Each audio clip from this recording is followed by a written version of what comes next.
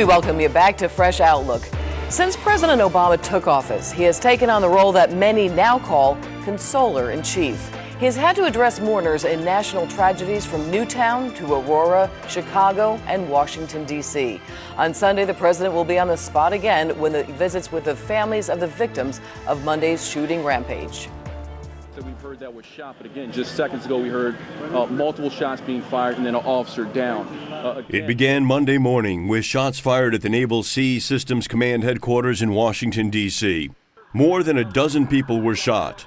This Navy commander was standing next to one of the victims. And then there was an individual who came from the building behind us, the maintenance building. He came up and was talking to me, basically saying that, hey, here, there's a shooter in your building. And then I heard two more shots. One of them hit him. He went down in front of me, and then I took off from there. The shooter also gunned down an armed security guard, took his weapon, and continued the rampage. Eventually, the gunman was killed in a heavy gun battle with police, leaving one of the officers with serious leg wounds. In all, 12 people, civilians or contractors, were killed. The shooter's mother says she does not know why her son did what he did. His actions have had a profound and everlasting effect on the families of the victims. I don't know why he did what he did, and I'll never be able to ask him why. Aaron is now in a place where he can no longer do harm to anyone, and for that I am glad. Wounded survivors continue to recover. I do get concerned that this becomes a ritual that we go through every 3-4 months, where we have these horrific mass shootings, and yet we're not willing to take some basic actions that we know can make a difference. Meantime, Defense Secretary Chuck Hagel has pledged to do everything possible to prevent another tragedy like Monday's shooting. Where there are gaps, we will close them. Where there are inadequacies, we will address them. And where there are failures, we will correct them. We owe the victims, their families, and all our people nothing less. Joining us now is John Paitakes, criminal justice expert, and we also welcome back Dee Dee Benkie and Dr.Bart Rossi. We talked about Syria being a mess. We're also talking about a system that looks like it may be a little bit flawed right here, and not just a little bit. But we're also talking about guns, and we're also talking about mental illness. So I want to first start off by talking about this suspect, and I don't like to use his name and give him any kind of notoriety, so I'm going to call him the suspect here. So the suspect was arrested twice before for firearms. One incident in Seattle, one in Fort Worth. In Seattle, he used a .45 Glock to shoot the tires of a construction vehicle, yet no arrest. So we have a problem with this system. Dee Dee, we'll start off with you. Well, obviously, I do not think the problems are guns at all. It's the mental health issue, which is not being addressed at all. I mean, how in the world does this guy have a pass onto a military complex? And much worse, this is a military complex in our nation's capital. And there aren't guards. I think it was so perplexing that there was not protection here. I think the more protection, the better. But you know, this guy had paranoia, he was hearing voices, he had all kinds of mental illness. How does he have a pass? How is he able to do that? We really have to look at the system more and maybe have updates. And of course, lawmakers say the shooting in the recent case of Edward Snowden, a former National Security Agency contractor who released all those documents, obviously a problem with the system. Dr. Paitakes? Yeah, well, you know, as it indicated in the reports I read, that there are millions of record checks that have to be done periodically. The government staff couldn't handle it, so they outsourced a lot of it to private contractors or whatever. Now, you know, somewhere along the line, somebody let something slip through the cracks or whatever. Plus, there's usually time frames that every 3 years, every 5 years, they have to be updated.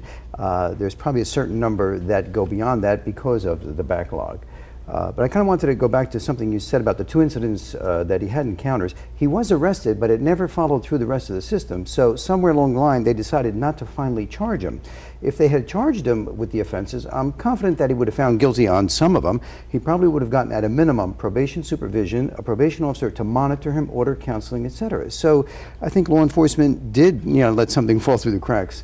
I mean, there were 3 incidents. The third incident was he broke up furniture in a nightclub or whatever, disorderly conduct. So anger was involved in all of those, you know. All right. Well, I want to talk about mental illness in just a moment, but I do want to talk about some recent statistics by the FBI. Gun sales are up, violent crimes are down, yet I think the perception, because you do have the media, do have 24-hour media, is that there are more mass shootings. And so I think that the public does have a perception and a fear of that. Dr. Rossi? Well, I think you're onto a good point here, because I think the public is sensitive about more of this happening, and I could say as a psychologist, it will happen again. And I think it's going to happen again because of what Dee Dee said. It's a serious mental health problem, and there are common denominators between all of the shooters. They're all angry, with a lot of retained anger that generates into rage and an action out against society, mother in Connecticut, society, the world. So if we know this, to your point, Dee Dee, why don't we really focus on what's most important here, which is mental health? That's what this whole thing should be about. Well, and I might also add a flaw in the system as well. Sure. And most of the suspects are young men as well. And Dr. Paitakes, if you could just address, you've worked in the criminal justice system. Most of the offenders are young men. But when it comes to identifying something like this, where do we go? Yeah. Well, what happened under the criminal justice system, you have a juvenile division and an adult. The juvenile system emphasizes more rehabilitation. Most of your prisons and jails have adult populations, so a lot of the emphasis goes into that. I teach juvenile delinquency courses. I say to people, this is one of the most important courses you're taking. If we can prevent this kid at a young age or whatever, he won't be tomorrow's serial killer or some career criminal or whatever. So we have our best chances of getting to them early on. And to address what Dr. Rossi said, and he knows, we worked together in the criminal justice system for years with juveniles. And you know, if you can get to them and put the resources there, that's our best way. Look, we'll never eliminate crime. What we hope to do is minimize it as much as possible, you know, and realistically. And there will be other Well, there's obviously an impassioned cry right now for more gun control. Dee Dee, I'm going to let you take this one and talk about that. Obviously, a lot of folks are saying we got to get these assault rifles. That's nothing to do with this. But the suspect did try to get an assault rifle, and he was turned down for that. But he still had a number of weapons. You make the point. The bad guys and the crazy people are always going to find the guns. They're always going to get the guns. So guess what? The innocent people on that base, they died because they were not able to have handguns. And how crazy that's the case in a military base.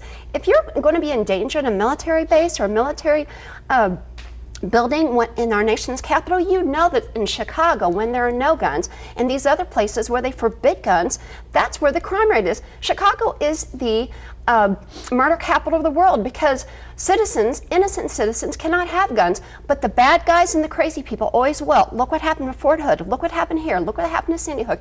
All mental illness, and they all had guns, and innocent people didn't. They couldn't defend themselves. So now we have to, how do we address this though? How do we address this mental health problem? I mean, there's so many dollars that are not being put into mental health, and there's obviously a lack of dollars as well. You know, I do a lot of segments on guns in America. The major focus of my comment is that we should do something for mental health so that we change it from this stigma to a reality that we can change. My suggestion is this: middle school, high school, parents and kids should take mental health courses in terms of what psychologists can do as far as cognitive behavioral therapy. If we have a whole generation emphasis on mental health, things will change. People will get help for their kids instead of avoiding assistance. What good is the technique that I can provide as a psychologist if nobody's going to come? If the kid doesn't come, how's he going to get the treatment? Yeah, let me add one other thing to that. And the other proposal that's under consideration in this state and a number of other states is a special mental health court. We have a special unit of the court that deals with the drug court. So a drug offender who's addicted, instead of going to prison, can get intense outpatient therapy or whatever.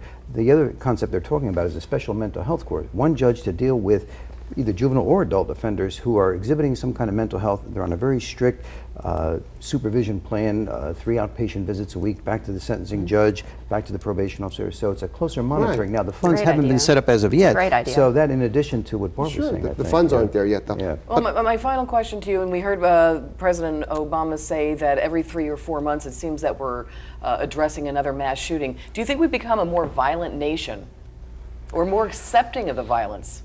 And very brief comments, Dee Dee. I don't think acceptance, and I don't think we're more violent. I just think, you know, with the media, there's more attention put on it. But it does seem like the mental illness problem is growing. It's not the guns, it's the mental illness. And I think the suggestion of having, and judges knowing about mental illness, because these judges are elected officials. What do they know? Well, we're 300 million plus, and we have many, many people with serious personality disturbances. So yes, to your question, we do have more of this coming up because we have more sick, mentally ill people. Dr. Paitakes, final thoughts? That's why, although the overall crime rate generally has gone down or whatever, so I think it is a misconception. Like Dee Dee says, the media hypes up those things. You know, they're unfortunate, but that's what makes the headlines. And then my very last, very quick question, do you think that the media should not, obviously you have to cover such events like this, but should there be fewer time devoted to this? I mean, I don't know, that obviously we have a free press, but is this going to stimulate and create more I guess, more copycats is what I'm trying to say. The press should be more sensitive, I think. I think they could handle things a lot better, the mainstream media, yes. Dr. Paitakes? Yeah, and let them concentrate on more of the other positive aspects and the programs and the outlooks or whatever. I mean, there's a lot of things that are. And I say we do not use the person's name anymore. We do not give him any notoriety, so we will just call like him the that. suspect. Yeah, good idea. All right, stay with us here on Fresh Outlook, everyone. We're going to be talking about the next Fed chairman. Now, some people argue that the Fed has more power than Congress, and the Fed chairman is more powerful than the president. Whatever you believe, there is no debating that there is a lot of talk as to who the next Fed chief will be. When we come back, we'll talk about some of the candidates for the top money spot in America.